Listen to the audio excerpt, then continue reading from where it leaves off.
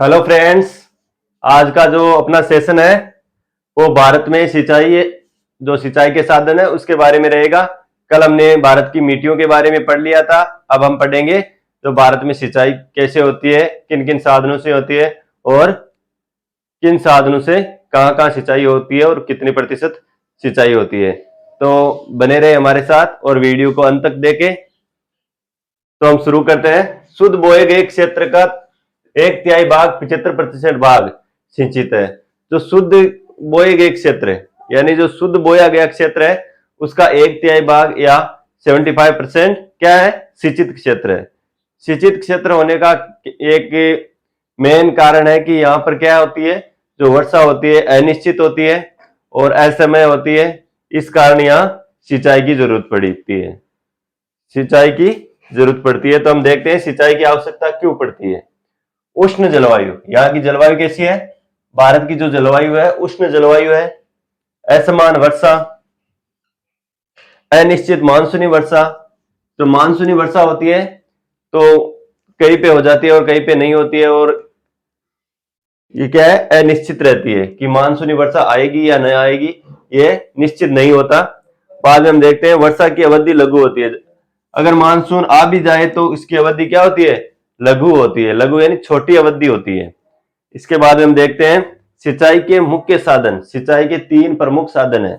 सिंचाई के 3 क्या है, मुख्य साधन है, जिसमें नहरी, जो नहरों द्वारा सिंचाई होती है, कुओं एवं नलकूपों द्वारा सिंचाई होती है और तालाबों द्वारा सिंचाई होती है। नहरें धरातलीय जल का संसाधन है, धरातलीय जल संसाधन नहरें हैं। बाद में कुआं व नलकूप भूमिगत जल संसाधन है और तालाब धरातलीय जल संसाधन है। क्या है, तालाब है जो धरातलीय जल संसाधन है।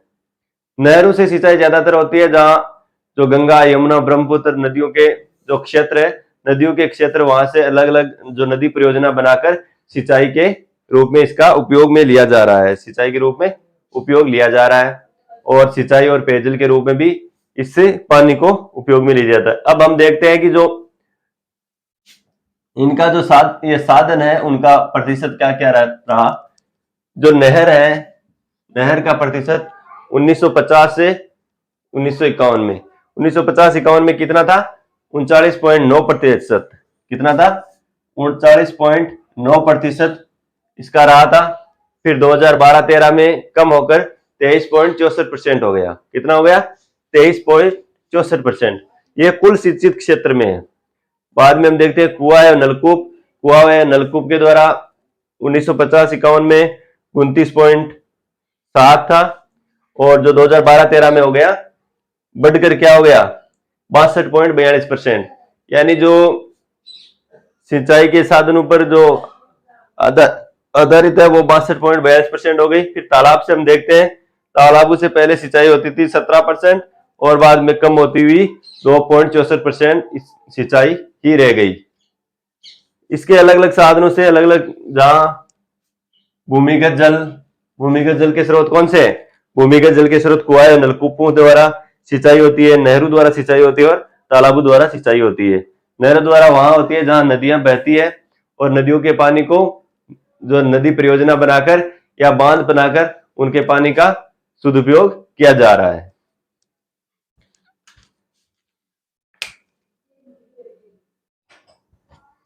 अब हम देखते हैं भारत में जो सिंचाई की प्रमुख नहरें कौन कौन सी नहरें हैं। जो सिंचाई की प्रमुख नहरें हैं वो है, तो 2009-10 में जो सिंचित क्षेत्र तो कितना था, 166.97 लाख हेक्टेयर जो नहरों से सिंचित क्षेत्र था। किस सन में, 2009 से 2010 में 166.97 लाख हेक्टेयर सिंचित क्षेत्र था। और जो क्षेत्र था सर्वाधिक जो नहरों से सिंचाई क्षेत्र कहाँ होता है, जहां नहरों से सिंचाई कहाँ होती है, सबसे ज्यादा नहरों से सिंचाई होती है उत्तर प्रदेश में। कहाँ होती है, सबसे ज्यादा उत्तर प्रदेश में नहरों से सिंचाई होती है। उसके बाद में हम देखते हैं राजस्थान, मध्य प्रदेश, आंध्र प्रदेश, हरियाणा, पंजाब व बिहार, इन राज्यों में नहरों से सिंचाई होती है।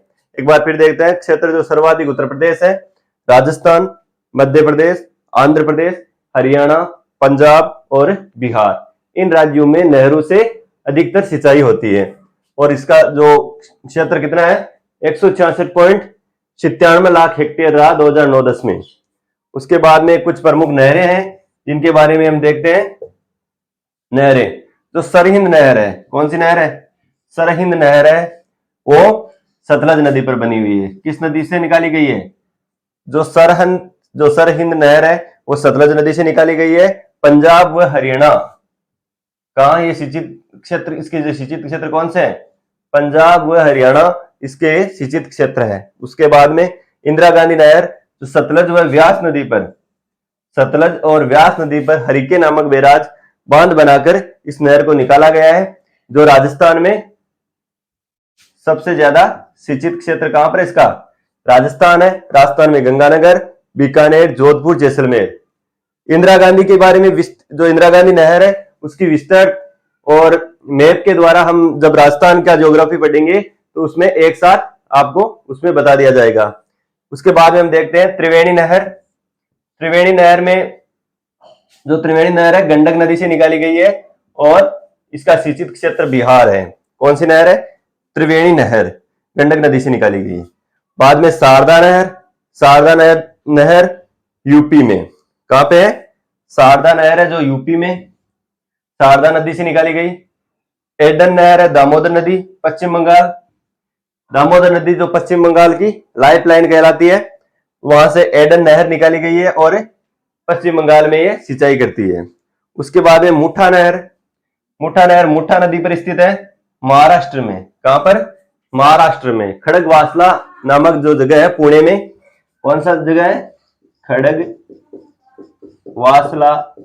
पुणे। कहां है? खड़गवासला, पुणे में, जो महाराष्ट्र से ये जो मुठा नदी से निकाली गई है। उसके बाद में है एनीकट नहर। एनीकट नहर कावेरी नदी से निकाली गई है। कहां से निकाली गई है? कावेरी नदी से निकाली गई है, जो भारत की सबसे प्राचीन नहर है। कौन सी है?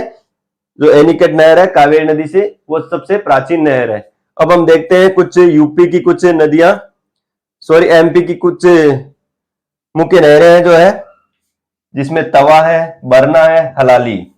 तो एमपी की मुख्य नहरों में कौन कौन से हैं? तवा, बरना, हलाली एमपी की मुख्य नहरें हैं।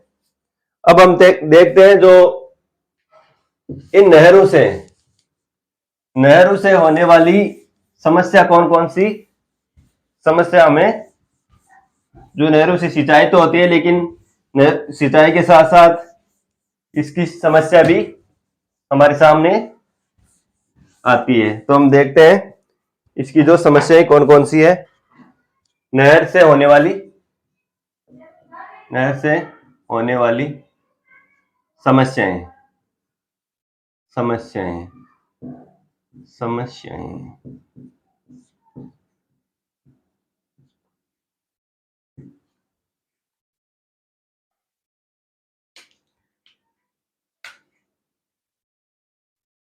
नहरी पानी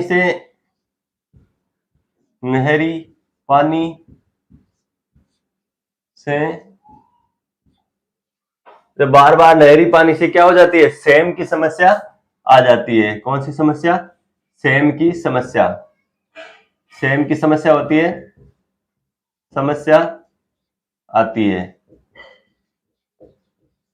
सेम की समस्या आ जाती है। सेम की समस्या यानी वहां पे जो बार बार नहरें आती है और पानी को जो उचित प्रबंध नहीं होने के कारण वहां पे क्या हो जाता है? सेम जैसी समस्या आ जाती है। इस कारण वहां की जो उर्वरकता है वो कम होती जाती है, जिसमें पंजाब है, इसमें मुख्य है पंजाब, हरियाणा इन दिनों सेम की समस्या से ग्रसित है। उसके बाद हम देखते हैं, नेक्स्ट है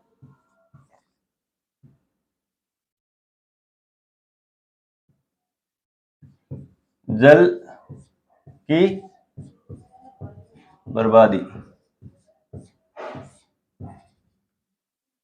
वह क्षेत्र जहां पर जो नहरों की शुरुआत होती है और उचित प्रबंधन नहीं होने के कारण, क्या नहीं होने के कारण?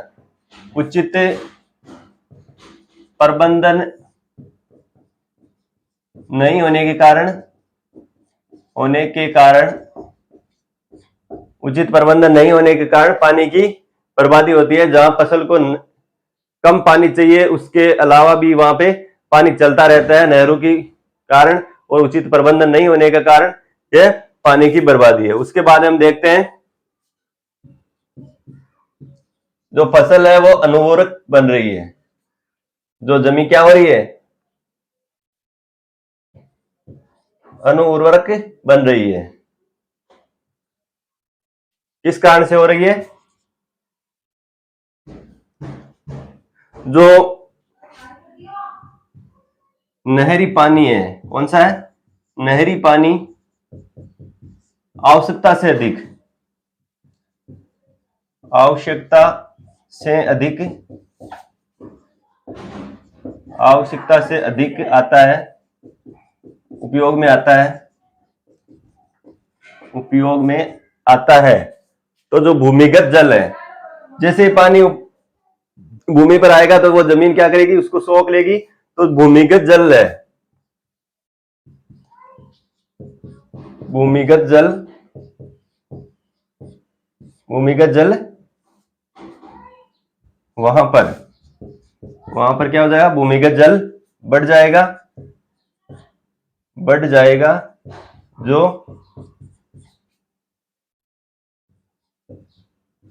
अनुवर्तक, जो अनुवर्तक है उसका पर्याय है, पर्याय है।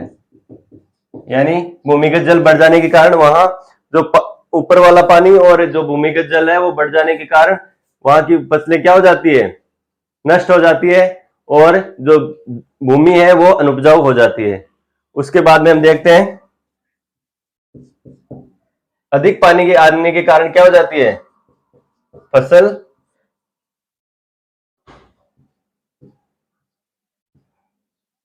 फसल नष्ट हो जाती है, नष्ट होना।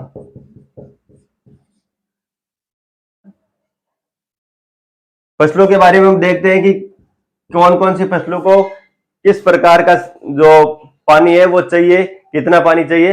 लेकिन उससे ज्यादा अगर पानी मिलता है तो वो फसल क्या हो जाती है, नष्ट हो जाती है और अपनी ग्रोथ नहीं कर पाती, ग्रोथ नहीं कर पाती, नष्ट हो जाती है।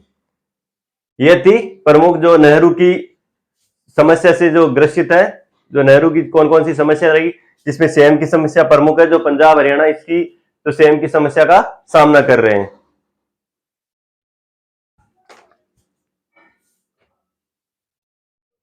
अब हम देखते हैं कुआं एवं नलकूप के बारे में। कुआं और नलकूप जो 2010 में, जो 2009-10 में है, उसकी जो संख्या कितनी थी, 390.42 लाख हेक्टेयर में यह सिंचित क्षेत्र था। इनका कितना सिंचित क्षेत्र था, 390.42 लाख हेक्टेयर सिंचित क्षेत्र था।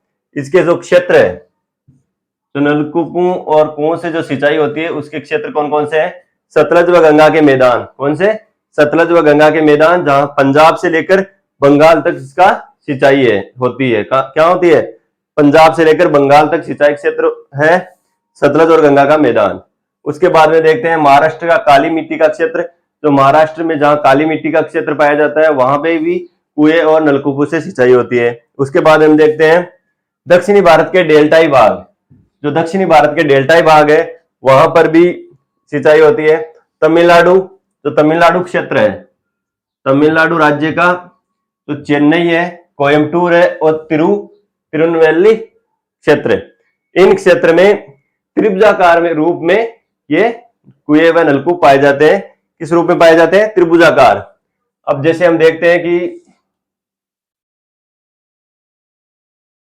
त्रिभुजाकार रूप में यह पाए जाते हैं, तो नलकूप और इनकी क्षेत्र की क्या पाई जाती है, त्रिभुजाकार रूप में पाई जाती है। यहां हम देखते हैं कोयम्बटूर, कोयम्बटूर,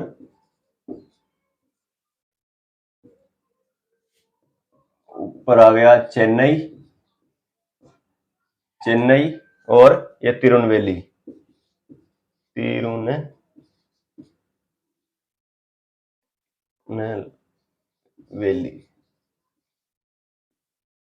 इन क्षेत्रों में कोयम्बटूर, चेन्नई और तिरुनेलवेली, इन क्षेत्र में जो बीच वाला त्रिभुजाकार क्षेत्र है, कौन सा, ये बीच वाला त्रिभुजाकार क्षेत्र है, ये क्षेत्र, वहां पर क्या होती है, वहां पर कुएं व नलकूपों से अधिक सिंचाई होती है।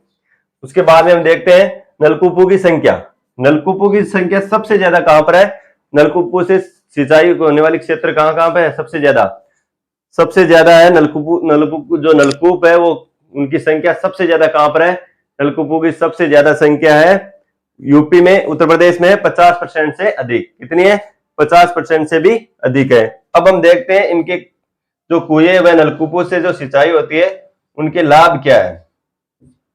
लाभ है हरित क्रांति का जो विस्तरण है वो बहुत ज्यादा हुआ, हरित क्रांति का विस्तार बढ़ा, कृषकों की आत्मनिर्भरता बढ़ी, कृषकों की जो वर्षा पर आत्मनिर्भरता रहती है उसकी बजाय उसकी खुद की आत्मनिर्भरता बढ़ी, क्योंकि वह कुओं और नलकूपों से सिंचाई कर सकते हैं।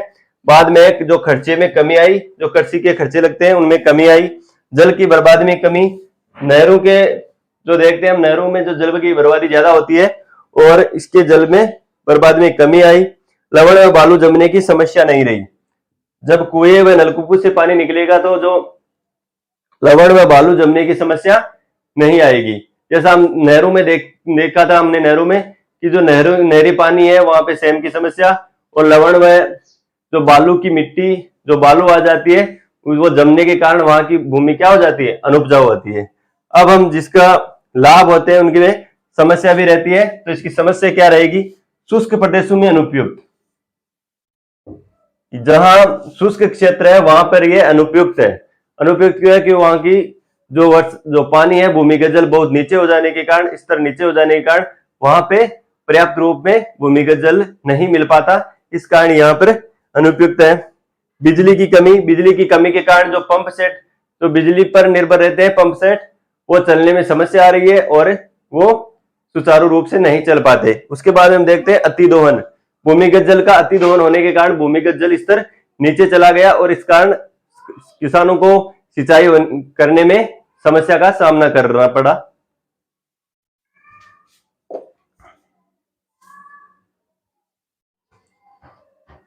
अब हम देखते हैं तालाब से सिंचाई। 2009-10 में 16.49 लाख हेक्टेयर में इसकी सिंचाई हो रही है। 2009-10 में 16.49 लाख हेक्टेयर में इसकी सिंचाई हो रही है। उबड़ खाबड़ प्रायद्वीपीय क्षेत्र में महत्वपूर्ण है। ये कहाँ महत्वपूर्ण है? उबड़ खाबड़ प्रायद्वीपीय क्षेत्र में महत्वपूर्ण है। अगर आपको हमारा सेशन पसंद आ रहा हो तो चैनल को लाइक, शेयर और सब्सक्राइब करें और अंत तक बने रहे। पथरीली व कठोर होने के कारण कुएं व नलकूप संभव नहीं है। वह क्षेत्र जहां जो भूमि है वो पथरीली है, कठोर है, वहां पर कुएं व नलकूप क्या नहीं है?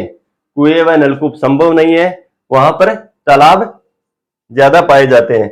वह क्षेत्र जहां जो भूमि है वो पथरीली व कठोर है, वहां पर कुएं संभव नहीं है, इस वजह से वहां पे तालाब ज्यादा पाए जाते हैं। भूमिगत रिसाव नहीं है। वह क्षेत्र जहां भूमिगत रिसाव नहीं है। अगर जो भूमि है वो पथरीली व कठोर है तो भूमिगत रिसाव ना के बराबर होता है। उसके बाद में हम जो क्षेत्र है वो देखते हैं, इसके जो कौन कौन से क्षेत्र रहते हैं। तमिलनाडु, जो तमिलनाडु है वह जो तालाब से सिंचाई में प्रथम स्थान पर है। कौन सा? तमिलनाडु। और तमिलनाडु में तिरुचिरापल्ली, यह क्या है? ये जो स्थान का नाम है तिरुचिरापल्ली। तिरुचिरापल्ली नामक स्थान पर सबसे ज्यादा तालाब है। क्या है? सबसे ज्यादा तालाब है और तालाब में प्रथम स्थान पर कौन सा है? तमिलनाडु। उसके बाद हम देखते हैं और क्षेत्र है उड़ीसा, आंध्र प्रदेश व कर्नाटक। उड़ीसा, आंध्र प्रदेश व कर्नाटक, इन क्षेत्रों में भी तालाब बहुतायत में पाए जाते हैं। उसके बाद में जो सिंचाई योजना है वो है वृहद सिंचाई योजना। भारत सरकार ने सिंचाई योजना को 3 भागों में विभक्त कर रखा है। कितने भागों में? 3 भागों में, जिसमें सबसे पहली सिंचाई परियोजना है वृहद सिंचाई योजना, जो 10,000 हेक्टेयर या उससे अधिक कृषि योग्य कमान के लिए बनाई गई है। क्या है? 10,000 हेक्टेयर या उससे अधिक कृषि योग्य कमान के लिए बनाई गई है। और ये बड़ी नहरें, बहुउद्देशीय नदी घाटी परियोजना इसमें शामिल की गई है। इसमें क्या शामिल की गई है? जो बड़ी नहरें हैं, जो बड़ी बहुउद्देशीय नदी घाटी परियोजना है, उसको इस कमान में शामिल किया गया है। और ये योजना कितने तक है? वृहद सिंचाई योजना 10,000 हेक्टेयर या उससे अधिक कृषि योग्य कमान क्षेत्र वाली आती है। फिर है मध्यम सिंचाई योजना। मध्यम सिंचाई योजना में 10,000 से कम हेक्टेयर वाली कमान क्षेत्र में यह योजना संचालित है, जहां 10,000 हेक्टेयर से भी कम है। बाद में जो नेक्स्ट है और लास्ट है लघु सिंचाई योजना, जो 2000 हेक्टेयर से भी कम क्षेत्र में पाई जाती है। यह था आज का सेशन, जिसमें हमने सिंचाई के साधनों के बारे में और जो 1/3 या 75% सिंचित क्षेत्र है उनके बारे में विस्तार से जाना, जिसमें नहरें, नलकूप, कुएं और तालाबों के बारे में विस्तृत जानकारी देखी। और आज का सेशन इतना ही, और आपके लिए हम जल्द ही शुरू कर रहे हैं जो हिस्ट्री का पोर्शन है, वो इंडिया की हिस्ट्री और जो राजस्थान का है वो भी हम जल्द से जल्द शुरू करने की कोशिश कर रहे हैं। तो आज का सेशन इतना ही। अगर आज का सेशन आपको पसंद आया हो तो चैनल को लाइक, शेयर एंड सब्सक्राइब करें। Thank you for watching.